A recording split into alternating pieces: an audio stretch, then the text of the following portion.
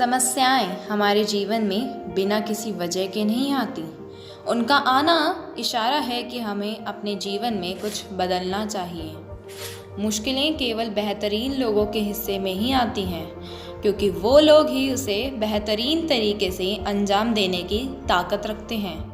ज़िंदगी में प्रॉब्लम का आना पार्ट ऑफ लाइफ है, मगर उस प्रॉब्लम को खुशी खुशी सॉल्व करना आर्ट ऑफ लाइफ है। हर व्यक्ति को परेशानियों का सामना करना पड़ता है। कुछ लोग परेशानियों से बिखर जाते हैं और कुछ निखर जाते हैं। जीवन में कोई भी कठिनाई क्यों ना हो, हम शांत रहें तो हर समस्या का समाधान हमें मिल ही जाता है। अगर आप अब भी अपने परेशानियों से घिरे हैं तो ये कहानी गौर से सुने। एक समय की बात है, एक पराक्रमी राजा था जिसकी कोई संतान नहीं थी। उसकी उम्र लगातार ढलती जा रही थी और वो अपने भावी उत्तराधिकारी को लेकर बेहद चिंतित था।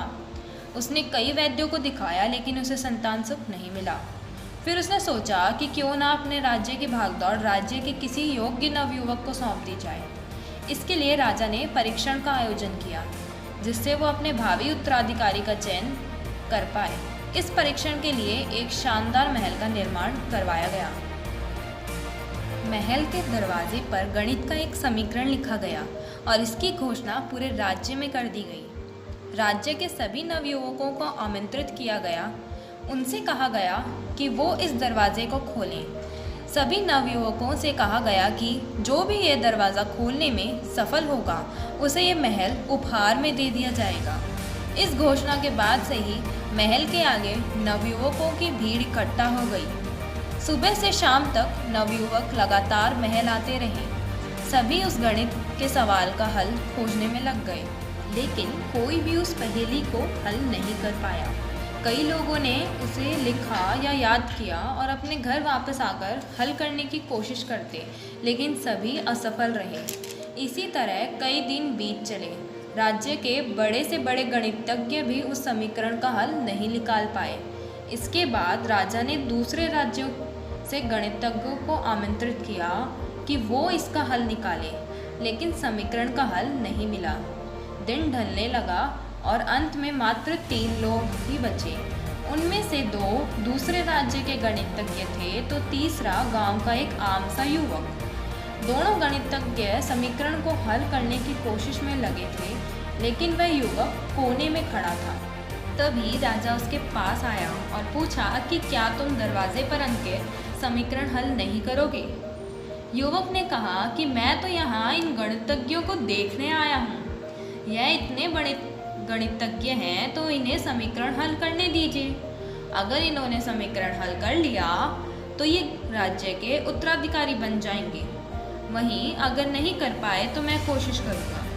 यह कहकर वो गणितज्ञों को देखने लगा, जिसमें पूरा दिन निकल गया, लेकिन दोनों में से कोई भी इस समीकरण को हल नहीं कर पाए।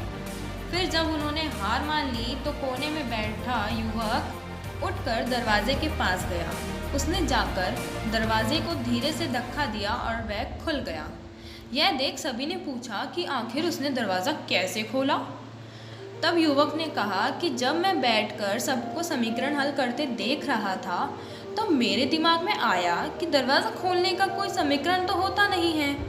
तो मैंने दरवाजे को धक्का दे दिया और दरवाज़ा खुल भी गया।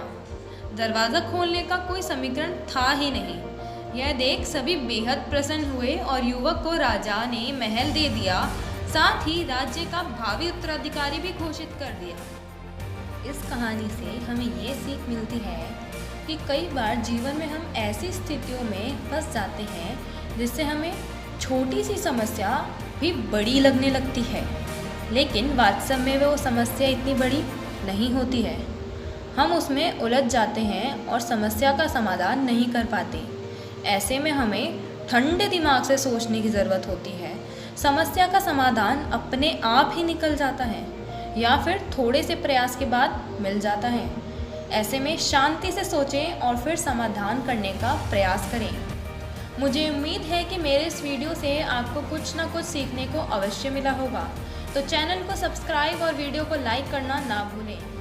इसी तरह की और वीडियो के लिए हमारे चैनल से जुड़े रहें।